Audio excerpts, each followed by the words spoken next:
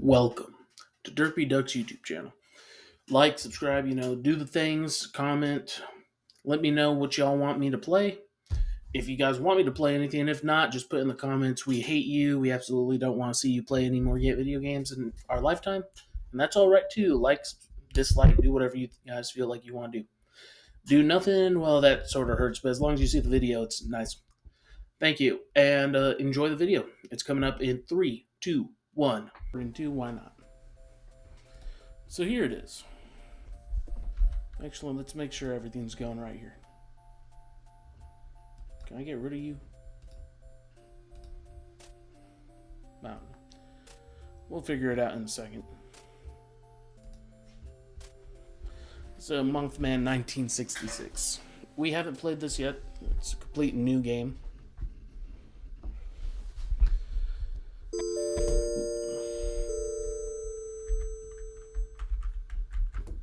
Can I choose someone else? Oh, I can't. 3 red and 5 black in the discard pile. Of the 6 cards face up on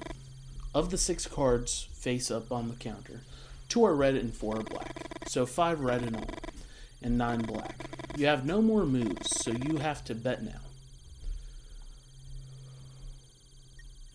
I should have paid attention a little bit more. I think there's more red. With so many black cards drawn, it feels natural to choose red. Numbers should be on your side. Even though you've already chosen, you decide to stay away from the counter. You can't bear losing again. You think of your grandma Elsie trying to win at solitaire for over 60 years. I almost said something else. You take a deep breath and keep sweeping. Elsie's been paralyzed from the waist down since she was 21. Your mom was only 2 months old. The winter Elsie taught you to play solitaire, your parents and sister had been dead for almost a year and you'd already begun to forget their faces. Although you cook for her, do her laundry and bathe, and even dress her, it still feels like she's one taking care of you. You close your eyes and almost feel Elsie stroking your hair. You're 11 years old again, kneeling next to her bed, crying your heart out. Suddenly, the bell rings and you feel an invisible force trying to drag you into the present. Before we choose, let me make sure that... Yep. Okay. We're good. It's recording. Sometimes it just stays at an image and doesn't do anything. But you'll see my mouse move and everything. It's weird. So, should we look through the windows? Let's look. Those effing kids. Bleep.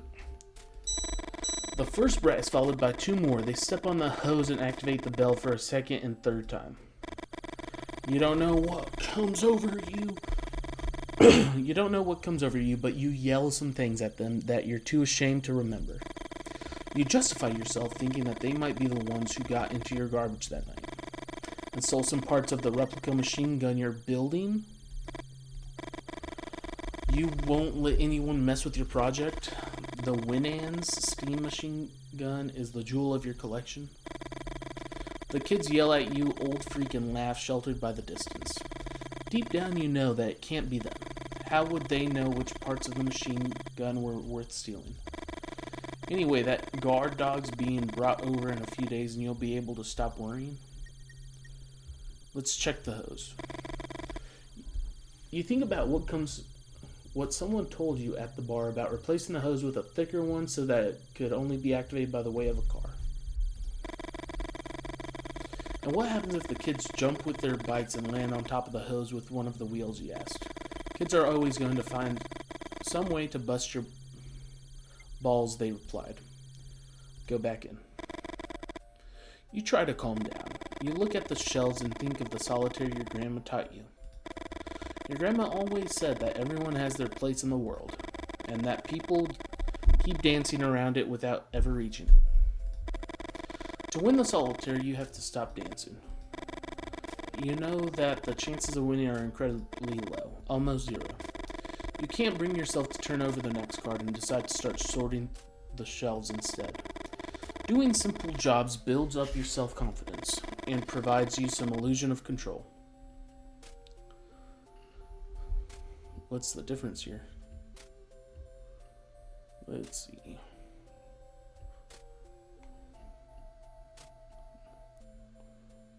It has an even amount. Let's grab the bottle.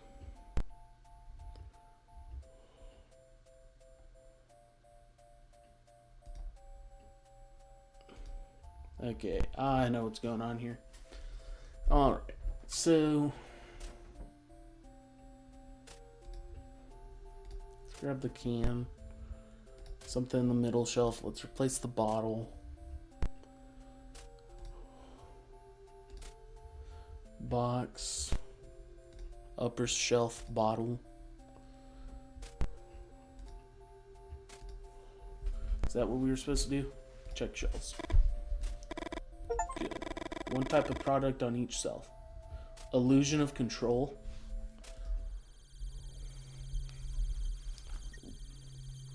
Oh, it's a car. That's ominous. You scratch your head. This time sorting the shelves doesn't help.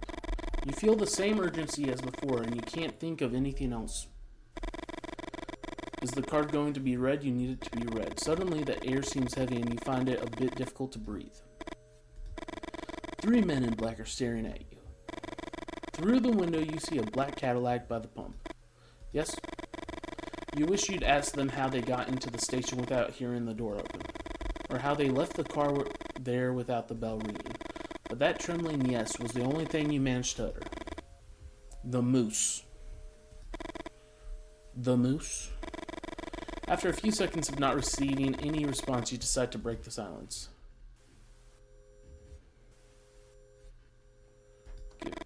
Continue straight until the first crossroads, turn right.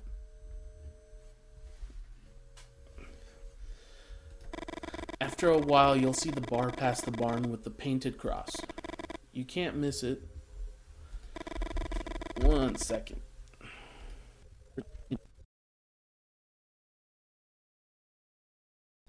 Sorry about that. Had to do something.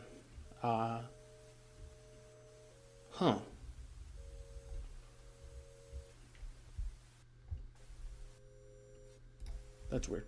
None of the men in the black open their mouths. Every second that passes, the smile in your face feels more and more ridiculous. The moose. You bought a woman a whiskey. You don't know if it's the right move, but you try to relax and be more friendly. Do you know of a more effective way to socialize? You told her the dream about your grandma? A chill runs through your body. It's been a few weeks since that night, and even though you had a good time with Martha and have no regrets, something about the way these men in black ask their question makes you feel uneasy. What do you mean?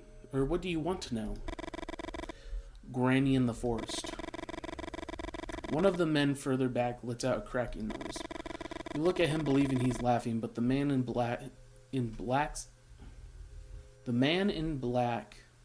expression doesn't change. Ask them why they want to know, tell them about your dream. No one answers. It's like they're waiting for another response. My grandma has been bedridden for over 60 years, but in the dream I saw her running through the woods. Start from the beginning. And don't omit any details. You don't know if it's the way they look at you or because of a certain authority in their voice, but you tell them everything about the dream. 5 or 6 weeks ago, you woke up in the middle of the night, certain that something had happened to your grandma. You ran up to her room and Elsie wasn't in bed. The window was wide open. You ran to it and saw someone walking through the trees. It was her, and she was holding a rifle of the kind your ancestors would have carried in the Civil War. You tried to call out to her. Your grandma started running and shot 2 or 3 times into the blackness of the forest. You were about to go down to find her when a winged figure with glowing red eyes appeared in front of the window and screamed. You stumbled backwards. And after hitting your head on the bedpost, you lost consciousness. You woke up in the bed and remembered the dream almost instantly. You went up to the stairs 2 at a time and opened the door to her room. Your grandmother was slept peacefully on the bedside table.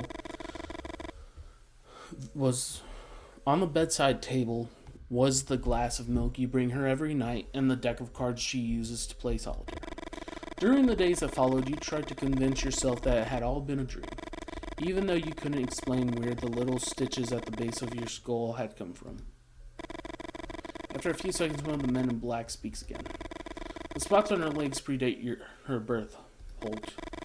What is he talking about? Is he referring to the dozens of moles on your grandmother's legs? And what do they mean by saying those spots predate her birth?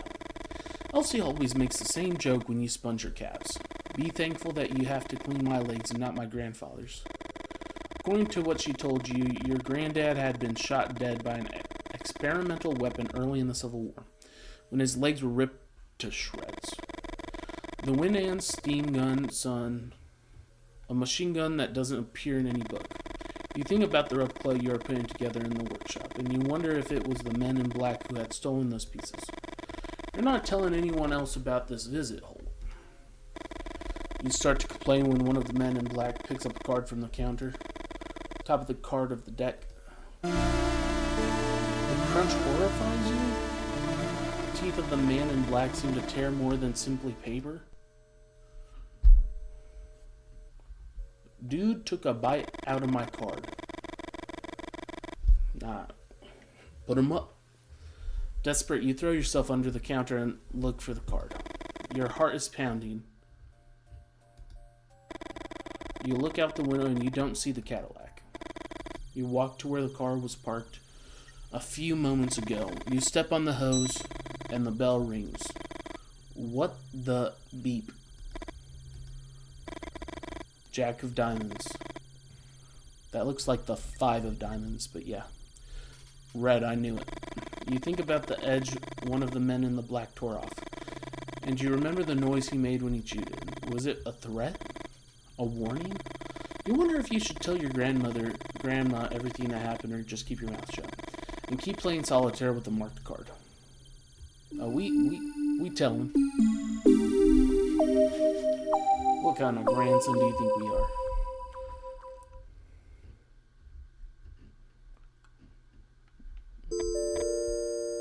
Chapter 1. What's wrong? I told you it's nothing. That dang pause again. There's something she's not saying. The Mustang purrs. You shake your head, feeling sad inside. The sound of an engine hides no secrets. Lee, you're right. You bite your lip and sigh. Why is everything so dang hard? Victoria settles into her seat. Let's start over, okay? Where are we going? Let's answer the question. It's a surprise. Please. No, Vic. Have some patience. You'll never forget this night. We're a murderer. Victoria giggles and you think this is the best gift in the world. For a moment you forget all the previous discussions, your obsessions. A giggle, a friendly gesture, making someone feel good ain't rocket science. You look at the clock and can't believe your eyes. You left your house on time, but you're pretty late. How could you step on the gas? Lee! Lee! You scratch the side of your head. Wow, you really hate being told how to drive. Lee, why doesn't she just tell you to slow down? Take your foot off the gas. Thanks. You're trying your best. You really think Victoria could be the one. The one. Your dad once said the perfect woman doesn't exist. Couples form when people get tired of looking and just give up. You remember your mother's rants, all those women's names she rattled off as if they were part of an endless grocery list. You won't end up like it. Anything but that. You try to smile and force yourself to be more cheerful. You want a clue? Yes. Victoria looks into your eyes and you feel the warmth on your face that takes you by surprise. You felt the same thing the first time you saw her in college. You keep looking at her for a few seconds that seem like forever. What? Do I have a booger? Where? You can't help laughing out loud and have a hard time containing the urge to kiss her.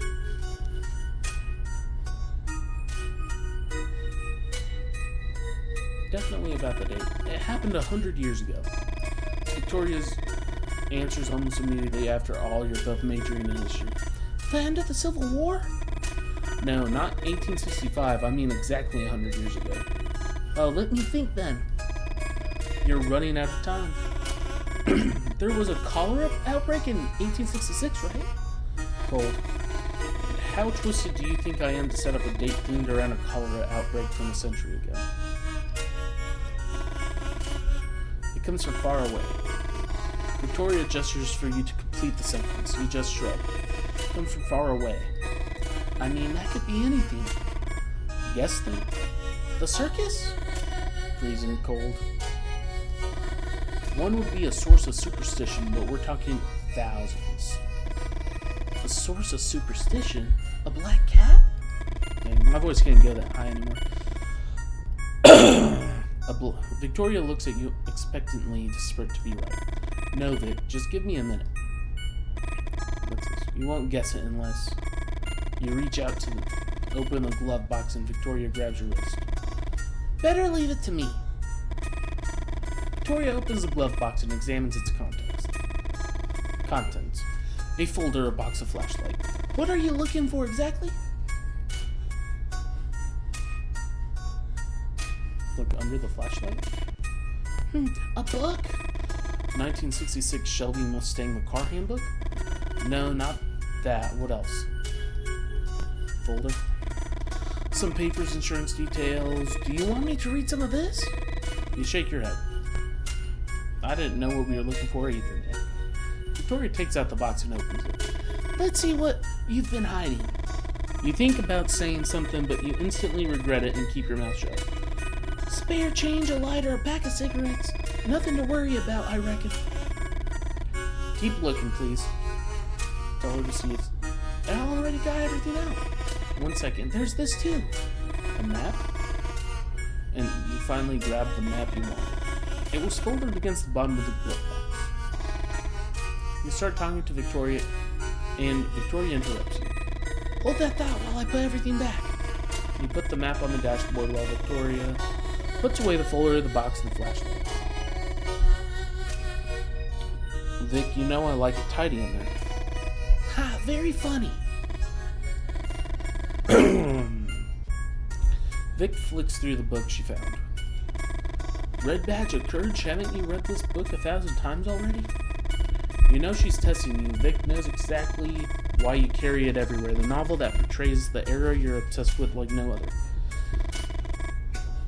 What the heck is this? Suddenly you remember you're using the pencil sketch that Victoria drew of you in one of your classes as a bookmark. A sketch she begged you with tears in her eyes to destroy and you swore you already had. Vic, I'm sorry, I swear. Watch out! You swerve to avoid a shape in the road. Victoria looks back. Lee? We almost ran that thing over. You put your hands on Vic's shoulders trying to reassure her. Victoria points ahead. Just keep your eyes on the road, please. She's doing it again, telling you how to drive. At least this time she came right out with it instead of just saying Lee disapprovingly. You try to control yourself, but it's hard. Let's make sure my thing isn't messing up. Okay. I'm paranoid now. It's not just this last thing, but the buildup of all the small gestures. You take the map and throw it on her lap. Victoria raises her arms in disbelief. The Leonids, Victoria. We're going to have dinner watching the Leonids. Leonids. Something. Victoria says nothing. Forgive me for trying to arrange the perfect date. You try to keep silent, but you can't hold it. A meteor shower. A phenomenon associated with the passage of the Tempel-Tuttle comet every 33 years. Victoria keeps staring ahead. In 1866, there was one of the most spectacular meteor showers ever recorded. I saw some lithographs in the library. Victoria doesn't even know. Everyone makes a wish on a shooting star. Imagine how many wishes you can make with thousands of stars shooting through the sky. Victoria settles in her seat. You know what, Lee? Shut up. You've never heard that tone before from her. Just keep quiet until we reach. She pauses as she examines the map you threw on her lap. Holt Station? You feel your heart feel your heart pounding. You feel your heart pounding. Your hands are shaking. That's what she wants. For you to keep quiet. For you not to say a gosh dang word. Your hands grip the wheel tight, all the preparation you made for tonight. Your friend Freddy had worked out the ideal place to see them in all their splendor, away from the city lights, and when you noticed Hulk Station was inside the area, you didn't hesitate. But now Vic had ruined it. Happens to me too, bud. What the heck? Something hits the Mustang antenna? This animal just committed suicide. What the heck is that? Stop, Lee, stop. We ain't stopping the car. For some reason you don't understand, you speed up. Slow down, Lee, please. Lee, Victoria's words make no sense. The Mustang hits the edge of the road, flipping the car over spectacularly. Neither of you survive.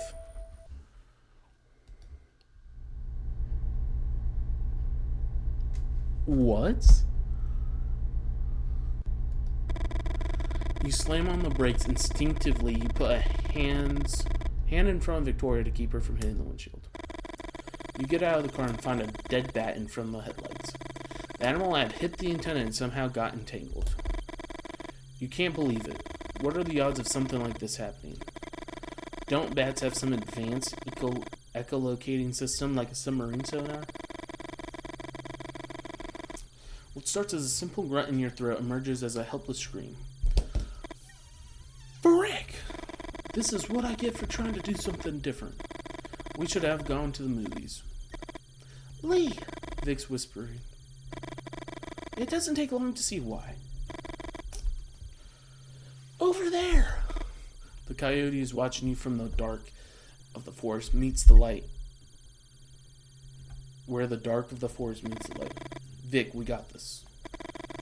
It's not interested in us. You point to the dead bat. They're scavengers. Hear a growl that quickly multiplies. Suddenly you're surrounded. It's not the first time you face coyotes in the woods, but you aren't taking any chances. When I say run to the car as fast as you can, you try to recall all the advice you've heard for a situation like these. Make lots of noise, wave your arms around. One of the coyotes in front of you approaches.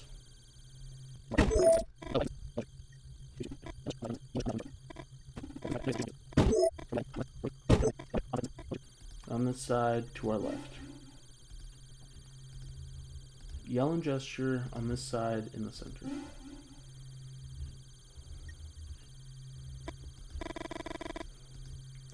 Okay, we're going to bang on the hood.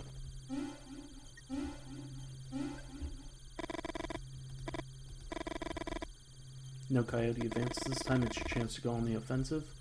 Throw a stone, I guess. You crouch down and find you pick them up.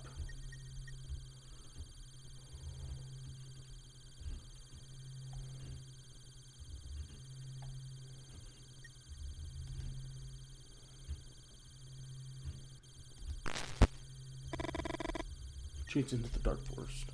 Throw a stone on this side, in the center. Throw a stone.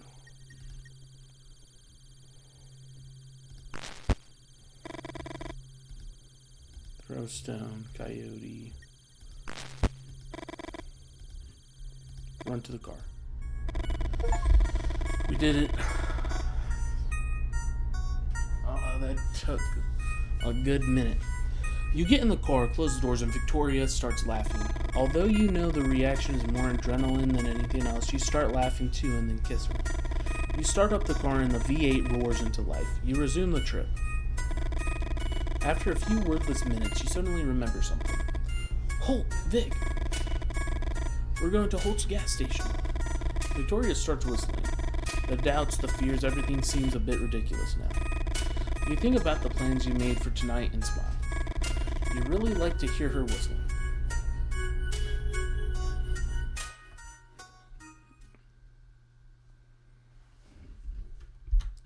Good opportunity to make sure this is still working right. There we go.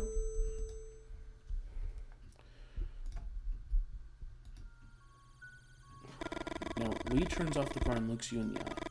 He smiles. And that smile seriously makes you mad? Smile back. You try to return the smile, but you feel the hatred burning inside you. But it's not just Lee. The problem goes deeper. Why did you choose to smile? Why is it so hard to tell him? Wait, here, Vic. I swear you won't believe it. You bite your lip and take a deep breath. You see him greet someone. Holt? Lee had written Holt Station on the map. He'd thrown it on your lap 20 minutes ago. He'd written it by hand, and it might as well have said Hort Station or Halt Station. Hex Station, even. Lee's handwriting has always been intriguing to you. You remember that time you mentioned it to him, and he responded with a disproportionate anger? A nonsensical rant which involved several philosophers of language. And all because you told him his handwriting was dreadful.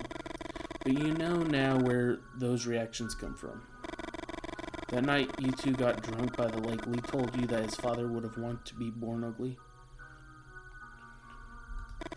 After the initial surprise, you couldn't stifle a belly laugh, and Lee looked down. For a few minutes, he didn't want to tell you anything else. You finally convinced him to continue. I always got what I wanted just by smiling. Ugly people have to develop other muscles. Unfortunately, those other muscles are the ones that last. You couldn't believe those words had come out of the mouth of a flesh and blood human being. Maybe some poorly written character from a cheap romantic novel, but Lee's father? You picture Lee that night throwing pebbles from the shore while telling you everything about his father's teachings. All that frustration. Was that the night you got pregnant? You'd both been drinking. Suddenly you find it difficult to breathe. The interior of the car feels like it's getting smaller and smaller. You need some air. Say hi. Holt, right? Holt seems startled. Hello. This is Victoria, my girlfriend. Be right back, Vic. You see them walk away with the box they took out of the trunk. And from the effort Holt's putting in, it seems heavy. What's inside the box? You're not stupid. You know that Lee has some business on the side beyond his work as an intern at the university. You heard some rumors and you have your suspicions. However, you never did too much digging. You preferred to keep it a mystery, something to make Lee a little more interesting. You light a cigarette. Would Lee be a good father? And the question that you still haven't had the courage to ask. Would you be a good mother? The clicks repeat at irregular intervals. Small moths approach the light to get electrocuted. How are they getting electrocuted by a streetlight? Is that love, Victoria? You laugh and shake your head from the side to side. You think of all the manuscripts you've torn up. You've tried poetry, drawing. History seemed like an obvious choice. You don't need any talent to be a historian. What are we seeing here? Hello? The man talks to himself while holding something in his hand. Have you seen any winged creatures flying over the area yet? For a moment you think he's asking some kind of tricky question and you remain silent. However, something about him tells you that he's genuinely asking. You look at the man bathed in the shine of the streetlight and the scene fascinates you. Surreal, some of your old friends would have said, the ones that organize poetry nights and read Latremont? Excuse me, you are... sorry, Lou Hill. Writer. Victoria Greenberry. History student. Winged creatures, Mr. Hill. Low, please. Can I call you Victoria? You nod. I'm looking into the dozen reports of Victoria. Numerous witnesses claim to have been seen human-sized winged creatures flying over the area. Angels? Lou smiles, but the smile doesn't last long on his face. Look there at the top of the trees. It won't take you long to find one. You aim at the area Lou just told you. What the heck are we looking at? Everything's blurry, so you decide to adjust the binoculars. Move right.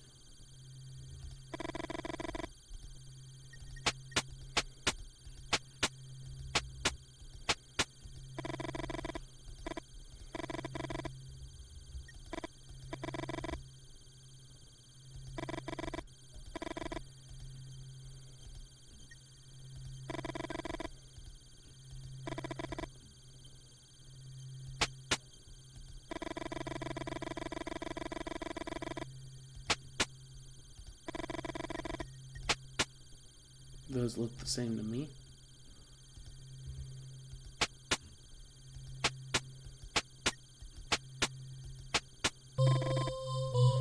What the? It was just a second, but you think you saw something up there. First sighting? Say a winged creature? Was it a suggestion? I don't think they're angels, Victoria. But before I tell you my theory, I need your help. Could you draw in this notebook what you just saw? Yes. At any other time, you'd have refused with some witty comment, but there's something about Lou Hill that invites you to play along. You wonder if the fact that he presented himself as a writer had something to do with it. Draw the head first.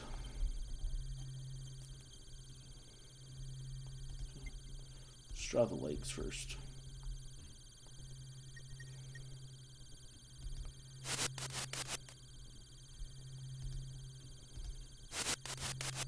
That's better.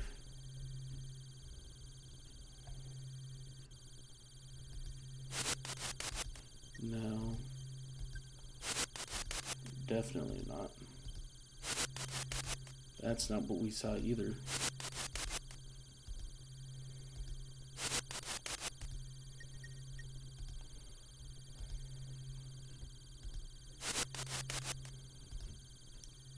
Maybe a human chest?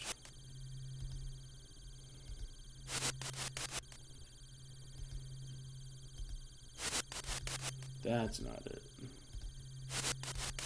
That's definitely not it.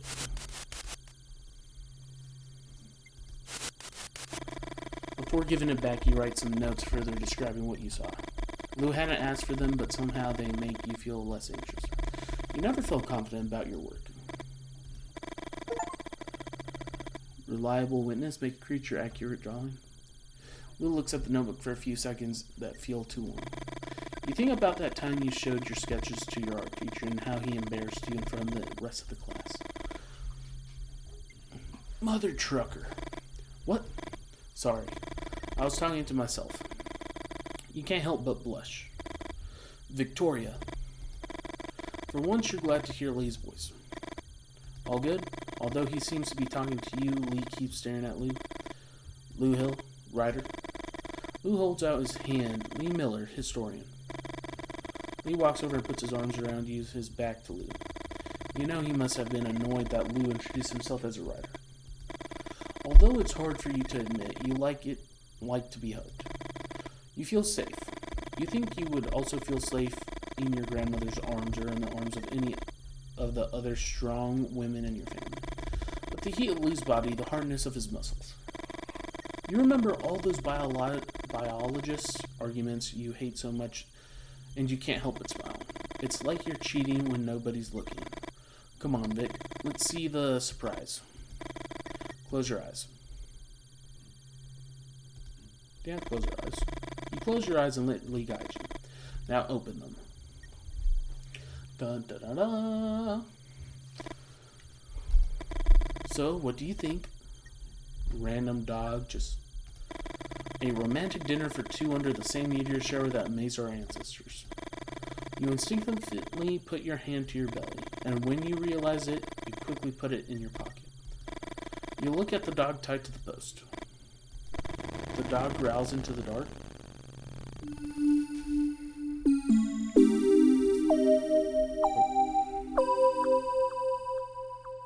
No explanation. Halt. Chapter 3. Okay, now that we hit Chapter 3, make sure this is still doing what it's supposed to be doing. You've known Lou Hill for a few months now. The first time you talked to him was at the Moose. Lou was looking for information about some unusual lights in the sky. Nobody would talk to him. Before going to the restroom, you went over to his table and suggested he buys people a drink first. When you got back, Lou was already talking to Rick and Stella, their tongues sufficiently loosened. Lou raised his glass in your direction and smiled. Although it wasn't you who gave him the nickname, you still feel a little guilty. Since that night, most locals refer to him as Lou Refill Hill. What do you recall about the encounter with these men in the black? You smile. What does he mean? It had only been a week. You think about how to answer. You know Lou, he loves asking questions, so you're going to tell him one thing and one thing only. No follow-up questions.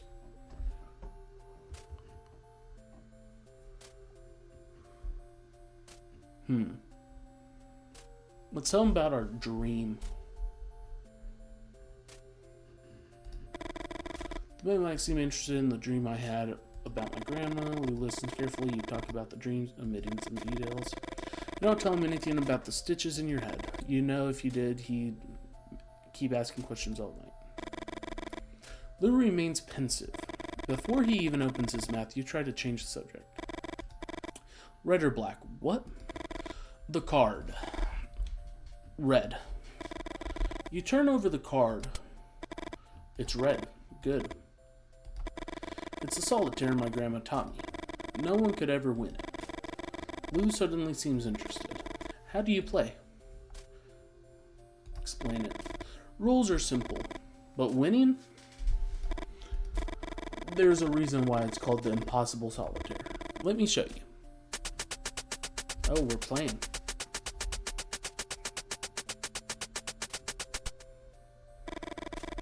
Is to move every card from the board to the discard pile. You can move any card whose rank is 1 or higher, or 1 lower than the topmost card in the discard pile. So let's say there's a 5 in the discard pile. You can either place a 4 or 6 on top of it. And remember that if there's a K in the discard pile, you can place an A. A comes after K, and the opposite is also true. So, 28 cards to move seems easy enough, right?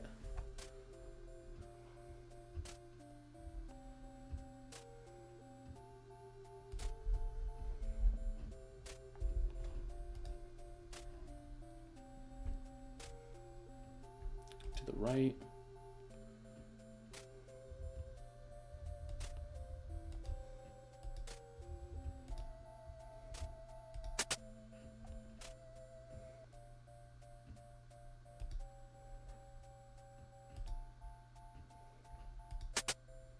Let's see.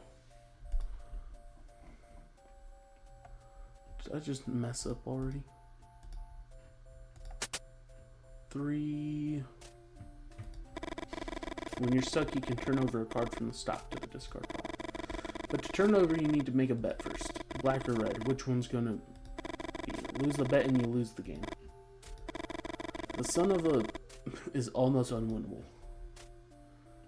Bet black. Oh, for F's sake. Lose with more than 25 cards to go. Let's retry that.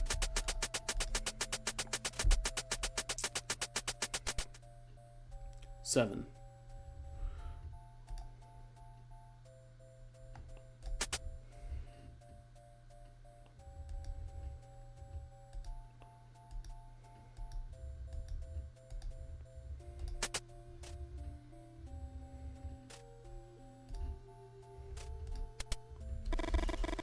Oh my gosh. I want to at least do a decent one right here. Come on now. What are the odds? Select a card. To the right. So we got 3 is our only option.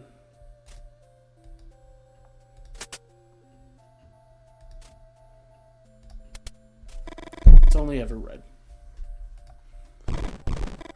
You hear barking from the back of the station. Trent? When they brought him in, they told him his name was Chase. F it, it's Trent for me. You know Trent, right? From the Moose? Tall, prominent belly and a scar parallel to the growth of his beard. You laugh heartedly. Lou Hill might be a bit of a pain in the butt, but no one could deny that he was good with descriptions. You think about the book he's given you. He signed it and everything. Where did you leave it? I call him Trent because he barks like a Trent on open mic Tuesdays. Come on, let's go to the garage and see the machine gun. Oh, next chapter? I wonder if because I didn't do good on that. Victoria. So is this his idea of a special date, looking at shooting stars while holding your hand? Telling you his plans for the end of the semester? You can't stop thinking about the raw strength of the hug from a minute ago, or how he scared the coyotes away by yelling and throwing stones at them. You think about your friend May, all those dark fantasies she told you about. But hold hands like this. Smiling and talking and looking into each other's eyes. Feels like giving up, doesn't it? You know you're to blame. Aren't you playing the perfect girlfriend role? Don't you make eyes at him? Don't you say love whenever you call him? So is this it, Victoria? Is this what you want for the rest of your life? Why don't you make up your mind just for once? You think of May again, of those women she claimed to know who could solve your situation using a coat hanger. What?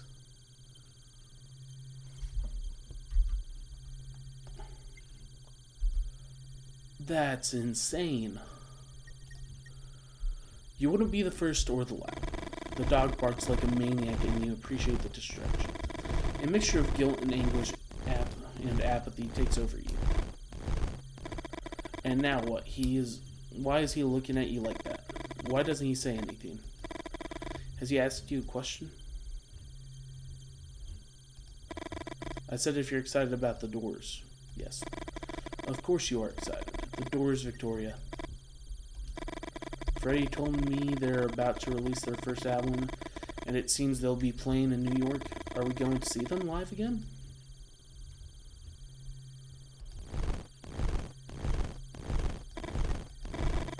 Even though you try, you gradually stop listening to him. Hesitantly returns and all those questions. And the effing dog won't stop barking.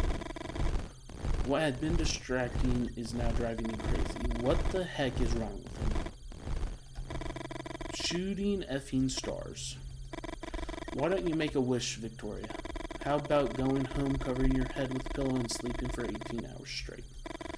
You feel like crying and try to calm down. You need to bring me a water next time. I like that animation. Those eyes. What creature you thought you saw in the treetops with Lou's binoculars?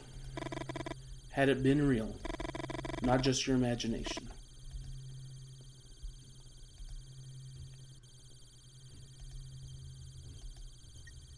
Vic. You know what? I'm tired of it already, exhausted. I've been trying and trying for more than 10 minutes. Can you tell me what's wrong with you? You say silent, you need to think. But Lee's right. It's not fair to either of you. With so much noise, it's impossible for you to concentrate. You know they're all excuses, though. Winged monsters don't exist. It's just your brain desperately trying not to focus on what's important. The sudden scream chills your blood. And silence takes over everything? So it had a big owl head. Holt. Have you met Lee, tall guy with blonde girl? He made 0 graphic copies of some docs I've used to assemble this beauty. Where did he get the docs from? You bite your lower lip. Do all writers ask so many questions? Lee works at the university in the history department. Lou adjusts his glasses. You don't know why, but that gesture irritates you. The Winans doesn't work like a normal machine gun. Normal machine guns use gunpowder to fire projectiles. Do you know what the Winans use? Centrifugal force? Interesting. Lou repeats the gesture with the glasses. Today, Lee brought me some ketchup grenades. Do you know about ketchup grenades? You take a deep breath. Ketchum grenades, not ketchup. Although you can't stand Lou Refill's Hills Tick, you enjoy walking about your Civil War collection. Ketchums are similar to the football-shaped... I know what these are. They have to land on their nose to explode. They were highly inefficient in Port Hudson, for example. The Confederates used sheets to catch them without exploding, and then threw them back at the Union soldiers. Lou was about to say something when you hear a scream that makes your blood run cold. You grab the shotgun without thinking twice. It's coming from the back. Come on. You don't have a good feeling about it. Something's not right. Trent, no!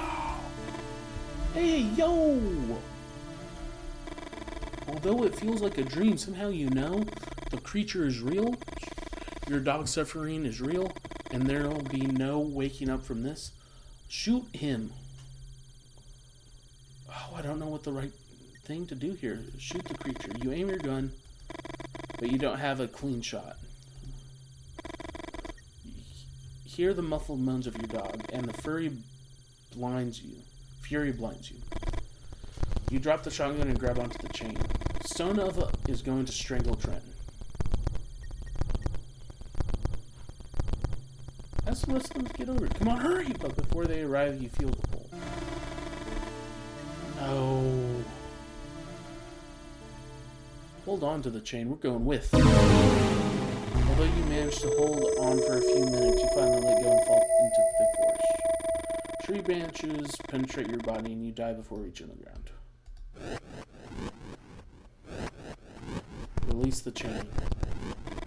You know you should hit the floor soon. Don't move.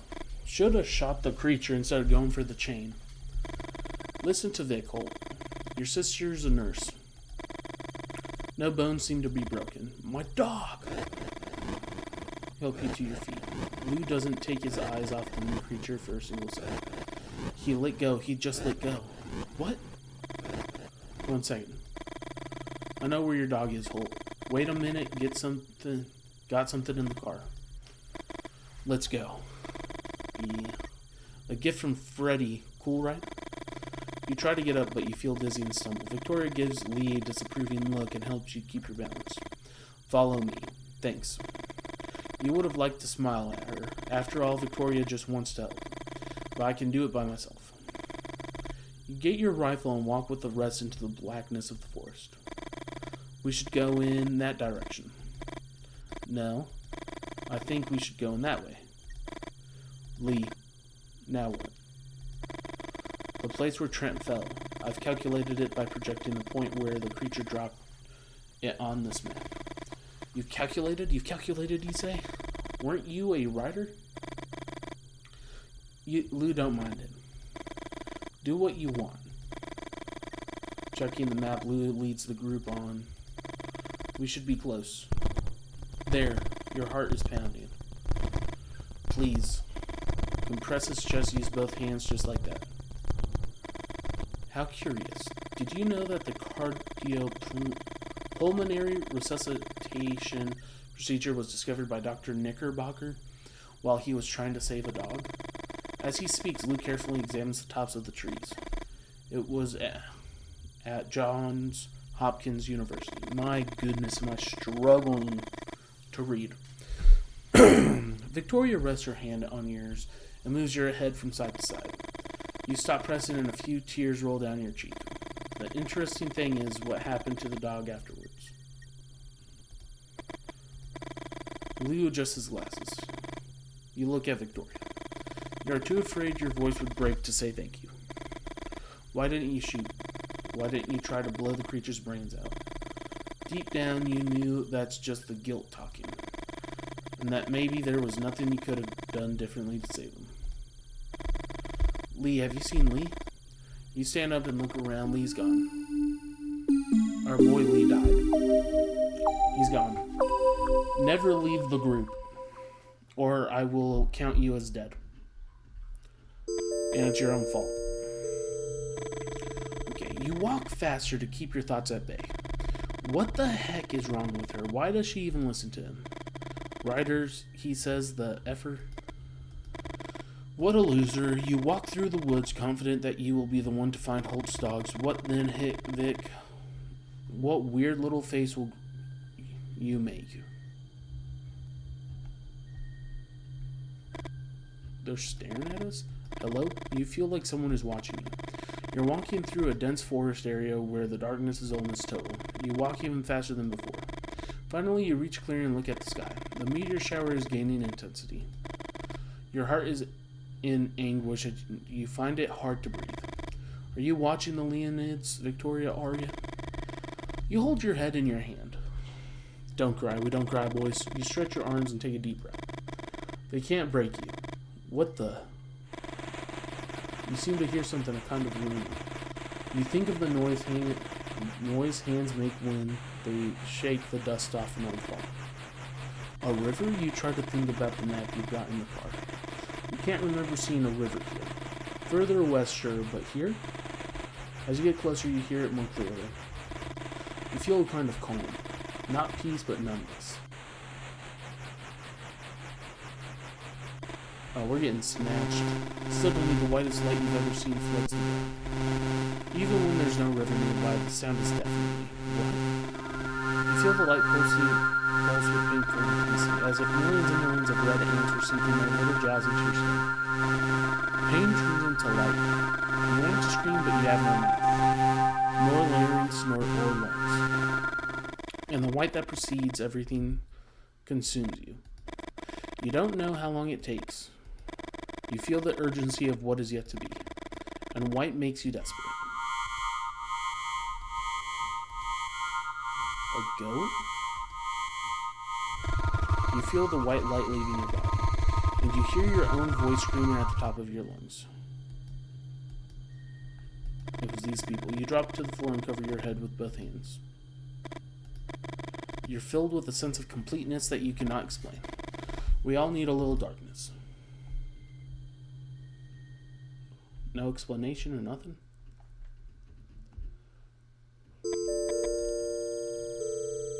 Lee.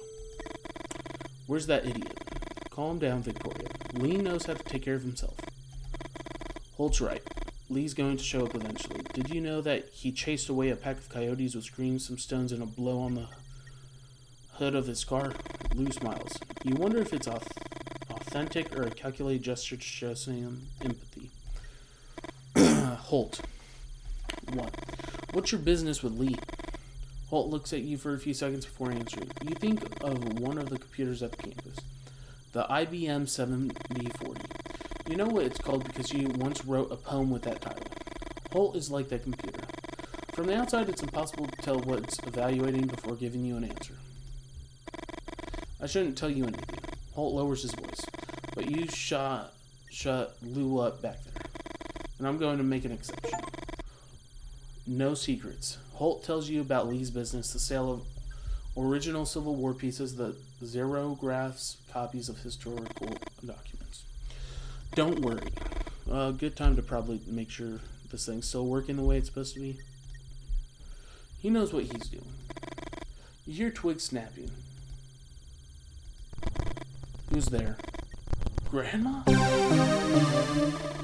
The sight of Holt's grandmother holding an old rifle mesmerizes you. The whole thing looks like an image from some Waith painting. A wet dream for almost any of your classmates. An image that not only defies gender stereotypes, but also demolishes social constructs like that of grandma in classic stories. The expression on Holt's grandmother's face changes, her features soften. My legs. Grandma? Holt picks up his grandmother and helps her sit against a tree trunk. He looks at his dog's corpse and beckons you to come closer. I need to bury Trent before carrying on. You nod your head. How do you feel, ma'am? Confused. Here, Victoria. You didn't hear him approach. You grab the handkerchief without thinking twice. A strange feeling runs through your body. Shouldn't you have at least considered some other option? Clean up her legs. You rub the handkerchief against her calves and gradually remove the mud stains. Scrub harder. I was probably your age when I stopped feeling my legs. Holt's grandmother sighs and closes her eyes. Have you ever seen as many moles together? Lou speaks almost in a whisper. You wonder why. Let's go. Lou picks up the old rifle and examines it briefly. Holt looks at you with an expression you can't quite make out. Are you okay? No, you're not okay. But what are you going to tell him? That you're pregnant, that your boyfriend is missing, that winged creatures out of old pulp magazines are apparently more than your just fiction? I need water. You walk for a while in silence. What was... Try to think of something else, Victoria. A few minutes ago, you all started hearing screams. Noticing sudden movements in the treetops. We're almost there. You find it hard to believe what you're seeing. What are those flying creatures over the gas station? Interesting. Holt punches Lou in the shoulder. What? Interesting? Did you find it interesting what they did to Trent? We're not in one of your cheap books, Lou. A sudden silence befalls the group. Suggest a plan. Listen. No, you just covered me. Trying to exercise the impotence you feel? Was it that hard for him to hear what you had to say? Shake your head from side to side. Let's even the plan running his grandma in there. Why does he have to be the hero? Holt, the shriek chills your blood. Crap. Lou looks at you as if waiting for something. How many bullets in your rifle? 3. Hope it's enough. Holt and Elsie are halfway to the gas station. 2 winged creatures on the street lamps. The light, Victoria. These creatures seek the light.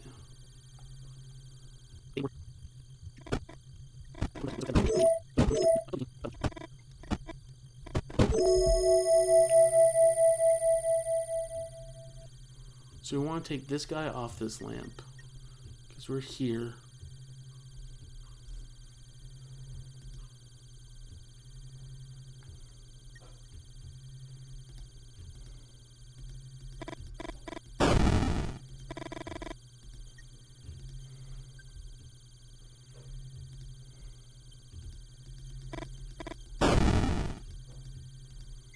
So that should get rid of you.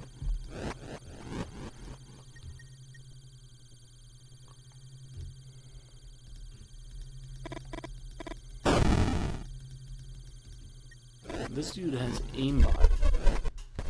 Oh. I can't see what's happening. Did we die? No. The 2 creatures fight, take flight, and get lost in the night. Run to Elsie and Holt. Is someone going to make a wish? You laugh under your breath. You look at Holt and he looks away. You wonder if he's mad because you saved him. He still can't believe everything. You know that as soon as you stop to think, you touch your belly and fight back the tears. Lou looks at his watch. The legends are reaching their point of highest intensity. The screeching is deafening. Freaking creatures. I think I saw one in the dream I told you about, Lou. Lou stares at Holt's grandmother. Are you sure it was a dream? Lou's about to add something, but suddenly falls silent.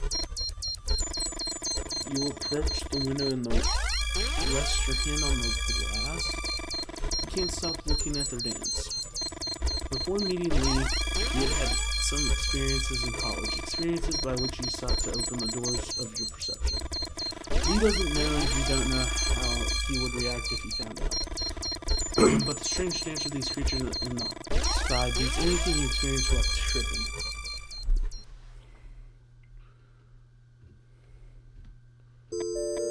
We're going back to Holt. They called him the Jivaro of the Hills. What he did lacked a ritual component. It had nothing to do with the taxidermy business, even less with mummification. His shrunken animal heads were art sold as collector's pieces. One afternoon, Liam, his only nephew, stole a bear head. The head had been emptied of his viscera and was floating in a solution his uncle used in the early stages of the miniaturization process. Liam lifted the head out of the bucket, wiped it dry, and put it on like a helmet. He stripped naked, left the house, and ran into the village. Liam entered the church in the middle of a mass screaming at the top of his lungs, waving his arms up and down as if he were clawing. One of the congregation members pulled out a gun and shot him. You remember the sheer terror you felt when you saw the bear man running toward the altar? This is worse. That one has antlers. That's like a cat. That's a boar. Ugh. Worse? Worse than what? Tell them about Liam. You tell them. Somehow you feel safe telling them stories from the past as for what's on the other side of the window, this fear can't be any more present. Got some clippings from the case. Liam's story was so unfortunate event. It explains what happened to him, but it also provides an all too easy explanation for other sightings in the area. The dog man, the owl man. Many people told me stories about similar creatures. Lou adjusts his glasses. Lou Refill Hill. You think I don't know what they call me in town? It may be true that some people make up stuff to get a beer. The imaginations have limits. And in the long run, we tend to rely on real experience when telling a story. Mothman. They're somehow related to the Leonoids and the gathering of all these creatures. Maybe he's right, and all the creatures outside started to appear after the aerial dance of these Mothmen. Check on your grandma? Oh yeah, I forgot about her. Grandma. Better? What are those shrieks, love? It's painful for you to see how confused she is. 1 second. Turn on the radio static.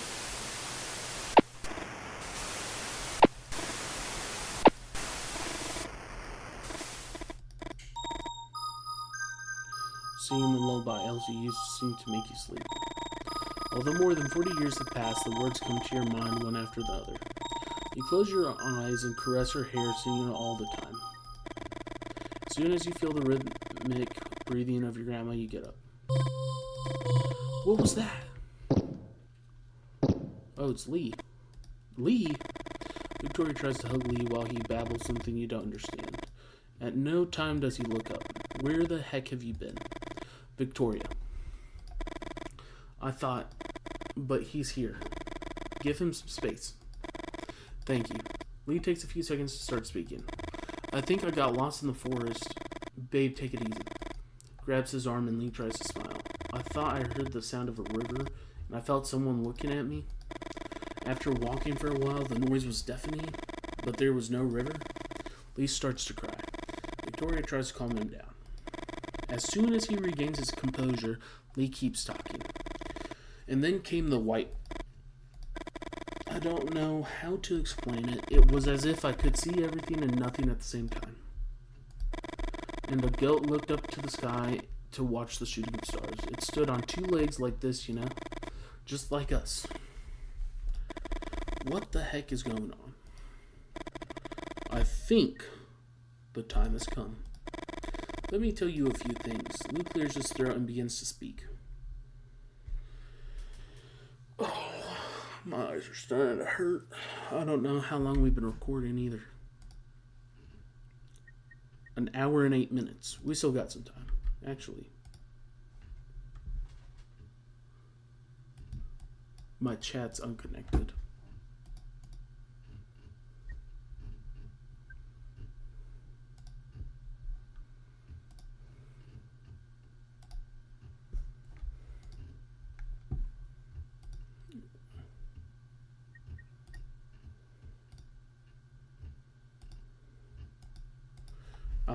I don't know how to fix that right now. Luke clears his throat and begins to speak. Although you can't stand his tics or his false dramatics, you want to know what's going on. The Leonids occur every 33 years. Some are intense like those of 1833 or the ones in 1866. Others are weak, 1899 for example. And those are the ones we have records of. He knows that Victorious grabs Lee's hand. Lou walks over to the window and points to the sky. This year, they're intense again. 1866, 1966, why a 100-year difference and not 99? That 1-year discrepancy bothers me too. And I think it has to do with the problem of our calendar and the periodic and adjustments that we are forced to make. Tell me, have you ever seen a medieval manuscript? No one answers. Just as you're about to open your mouth, Lou continues. They are usually adorned with warrior rabbits standing on 2 legs. Do you think these rabbits came from the imagination of medieval scribes alone? Those rabbits existed, and they were annihilated by man. Each meteor shower spawns new bipeds, and it was in one of these storms that mankind arose. What makes us different from all of them is that we survived, by destroying any other biped that came along, or by reducing them to the realm of gossip or fiction. Outside, the creatures begin to fight. Why? What motivates them? And what about Lou? Should you believe everything he says? After all, Lou is a writer. Your grandma cough sounds like the noise of a tractor's engine refusing to start. Grandma, you have to kill them all. The voice with which speaks seems to come from much further back than her throat. We had a secret weapon, and we would use it to finish off the upright beast. But they decided to test it in the war. Elsie? What are you talking about? I wanted to take the Winans from the battlefield. And your grandma caresses her legs. I just want to finish the mission. And Lee look at each other. Lou walks up to you and tells you almost in a whisper, I bet the moles on your grandma's legs correspond exactly to her grandma's wounds. Did you ever tell Lou about your grandma's legs? You're confused and Lou seems to notice. It's not just free beers at the Moose Hole.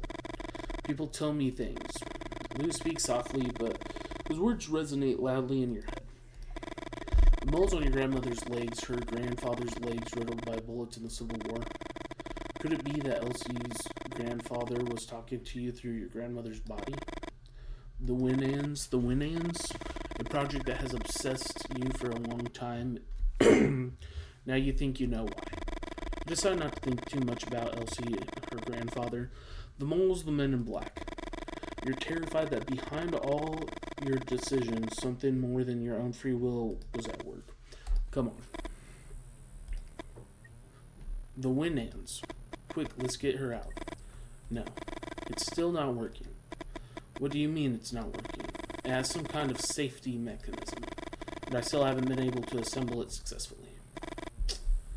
Oh, it's our job. Here, see? The L's.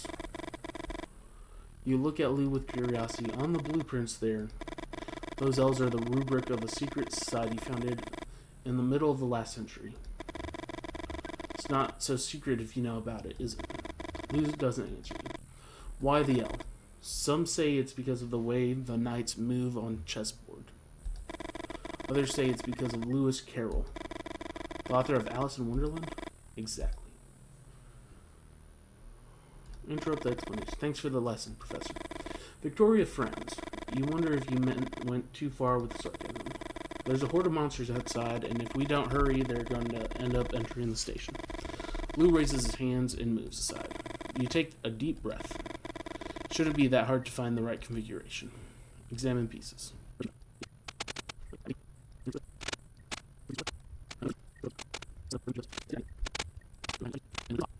Walks into place with a click. The rotation of the earth really makes my day. Although outside the creature's shouts are getting louder, you can't help but feel a certain It's finally complete. Now everybody out. Elsie stands next to the Winans holding a rifle. Lee, Lou, and Victoria stand back a little. You crack your knuckles and take a deep breath. At the helm of the Winans steam-powered machine gun, you feel something but strange. You find it hard to put it into words, as if somehow the present has given way to the past. Rabbit men? They are weak creatures, cannon fodder in the war against the upright beasts. Okay, aim to the right.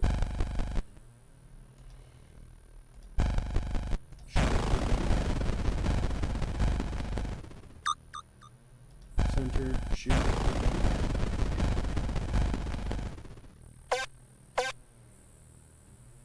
To the right, shoot.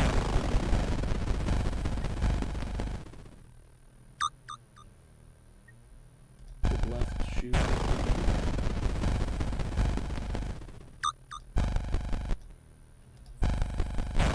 Okay, Grandma's gonna have to pull her weight.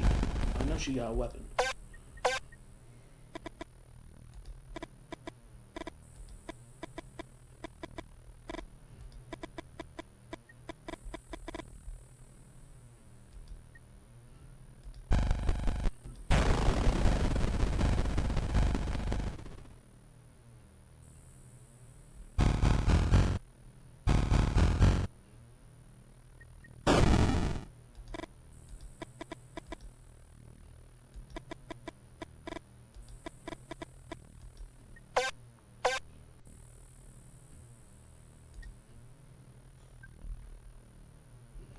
They went inside? Where are you going? We're gonna have to take one of the side ones. Oh, I don't know what to do here. Let's go ahead and hit the ones to our left.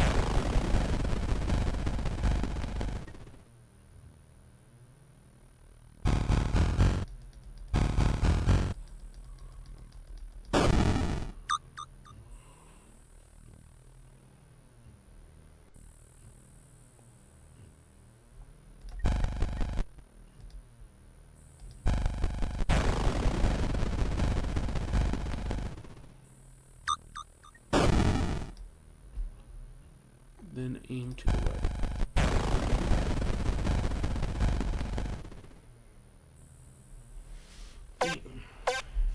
We got the two men and the women gone.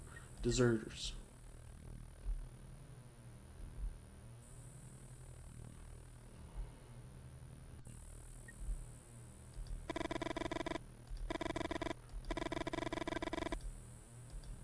Moose men. If you manage to wound them without killing them, they go crazy and run like a stampede. You can take advantage of them to generate a chain effect. Okay, so we need to aim to the right.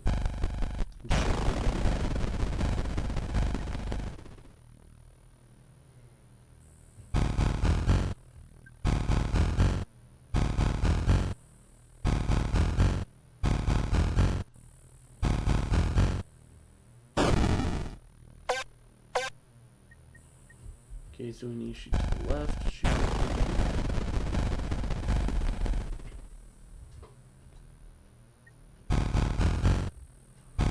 Kill you guys flip this way.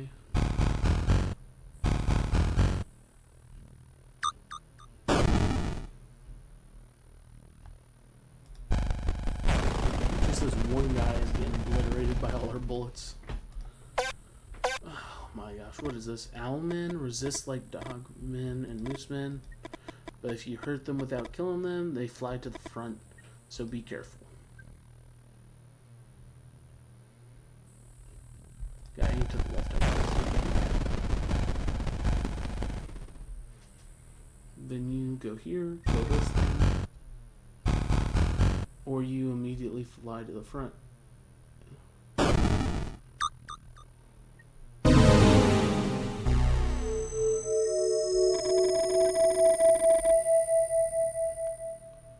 Bleed to death. Retry.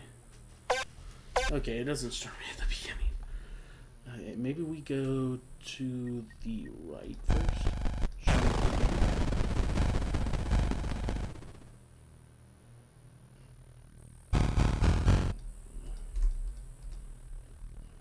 Maybe the middle one?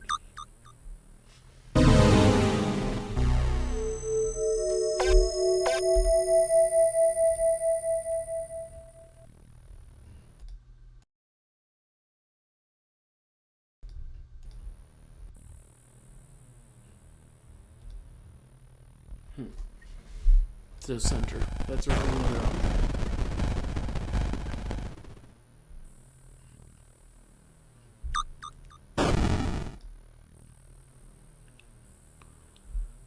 Then to the left.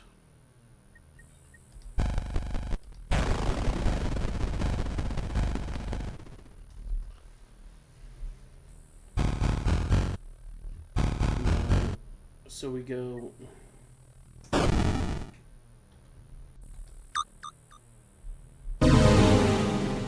we get eaten again, although you try to defend yourselves. Alright, so right, or we go middle.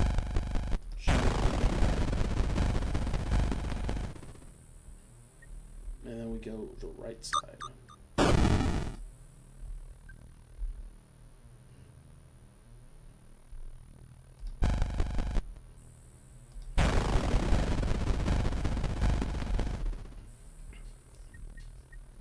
She kills that dude.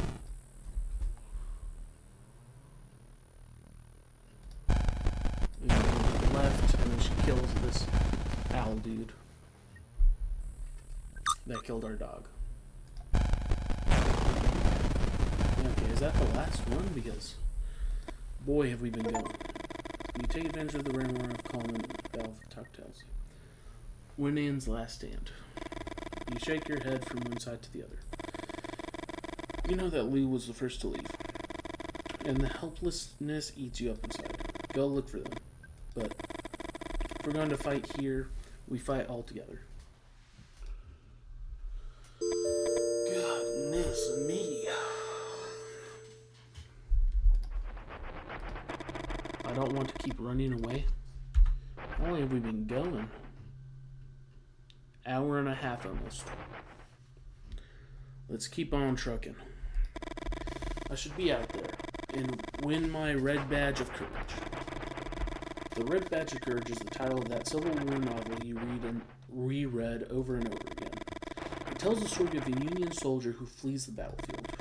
From that first act of cowardice, the only thing the protagonist longs for is to receive a war wound. The definitive proof that he had become a man. Your Red Badge of Courage? You want a real Red Badge of Courage, Lee? I'm pregnant. Badoom. Your head spins. You find it difficult to organize your thoughts. You are going to be a father? You think of your own father, of all the suffering. You don't know if I'm a coward, Vic. Lee, did you know that Stephen Crane wrote Red Badge of Courage without ever having set foot on a real battlefield?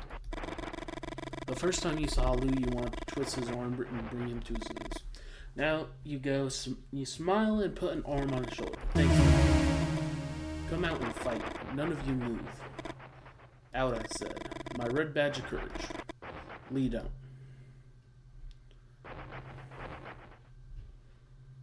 Pull.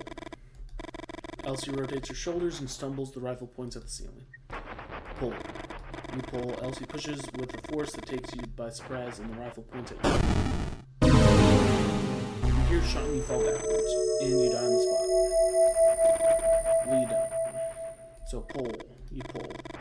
Takes your shoulder and stumbles. The rifle points at the ceiling, and then push. You push. Elsie loses her balance. The rifle points at her body. You push. You push and you... It wasn't Holt's grandmother, Lee. Your hands are shaking. You didn't fire the rifle. However, somehow you had been able to feel the different ending.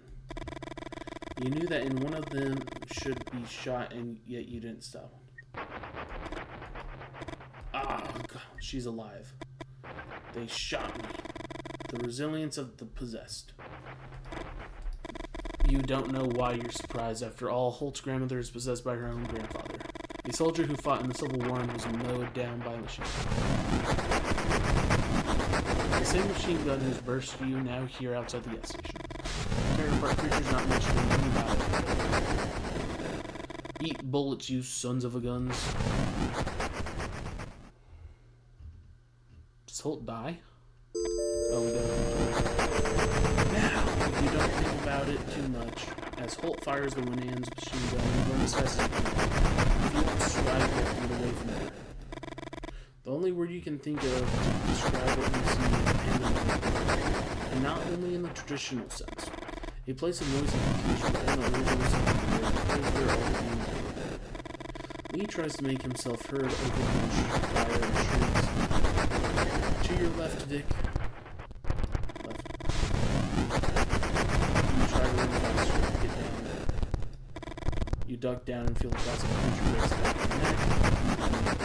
To the right. Big man tries to grab your arm, but you manage to get away and you're almost there. You get in the car and slam the door shut. You hear a knock and you jump in your seat. Let's go. Lee speeds up and the pandemonium is soon behind you. You think about Lee's previous car. What a clunger. And now you know how Lee managed to buy a car like this one. Poor Holt. Upright beasts, intrafamilial possession, experimental weapons, the Order of the Elves, Men in the Black, and Mothman. There they are, the topics of my next book. You touch your belly. With all that you suffering tonight, Lou's comment seems a bit inappropriate. You travel in silence for a few minutes. Are you all right, Lee? You look a little pale. Lee takes a few seconds to answer. I don't know. Lee scratches his head. I can see things before they happen. Lou leans forward. It's not that I see the future. I don't know how to explain it. It's like I can see several presents just before they happen. Come on, babe. Victoria. What you're saying, Lee, have you felt it since the episode you told us with the white light? Lee's hands are tightly clasped on the steering wheel. It's not like I can control it. The first time I felt it was in the struggle with Elsie, and the second when we were running to the car. Lee looks you in the eyes and suddenly you can feel his pain. In some of the presents, the creature's Vic. Lee's voice breaks. The creatures, and he begins to cry. Lay a hand on your shoulder. You feel him gradually calming down. He rests his head on your hand and you stroke his cheek. After a few minutes, you remove your hand and settle back in your seat. You look for Lou in the rearview mirror and see him jotting something in his notebook. Dude's just writing everything down. Lou seems to always be writing in one way or another. You invoice tenacity, and you wonder if maybe that's what it takes to be a writer.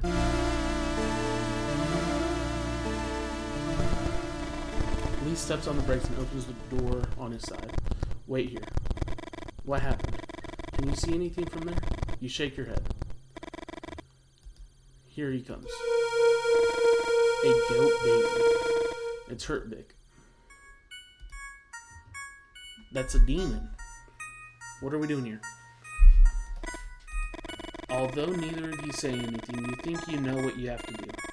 Lee kisses you in the mouth and starts the car. In the backseat, Luke clears his throat. I don't want to be anticlimactic, but the demonization of the god Pan, Satan as a male goat. You do know that there are records throughout the history of bloody wars against goat men, don't you? The end. The end? That's it? That's everything?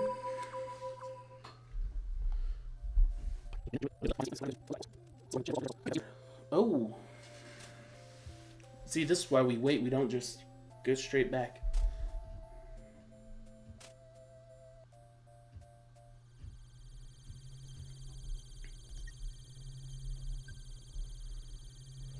The three men.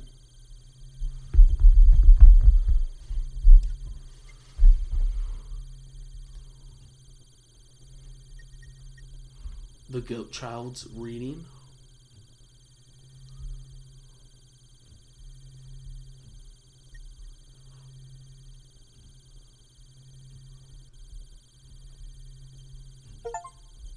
Not just marvelous. Watch the credits until the end.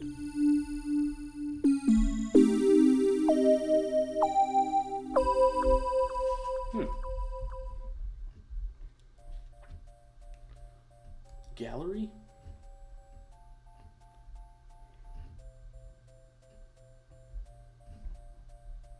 Survive the coyote attack. Sort shells.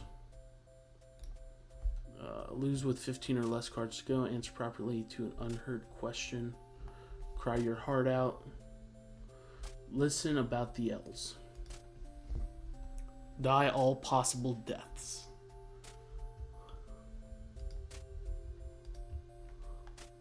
Let's look at these.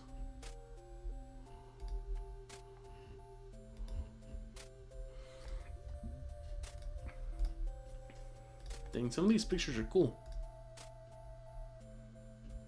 I don't see any secret things there.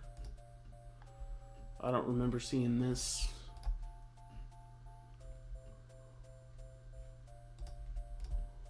This one's cool. Should have made this my screen, or the thing.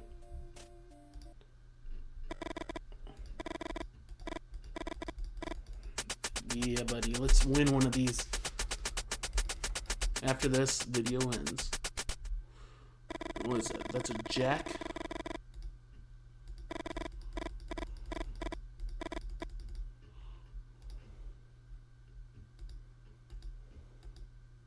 Which means we can do this one. Which means we can go to the right, to the right, to the right, to the right. We can choose you. Then we go all the way to the right, to the right, to the right, to the right, to the right, to the right, to the right. Then we can move, turn over, select chord, to the right, to the right, to the right, to the right, to the right, to the right. To the right, we can choose you. Now we have to do one. When you're stuck, you can try. But to turn it, you need to make a bet first. Black or red?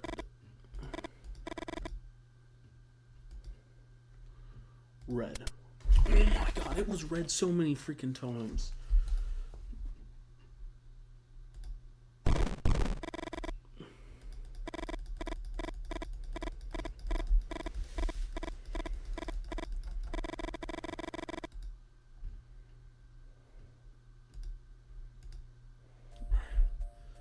So it just starts you.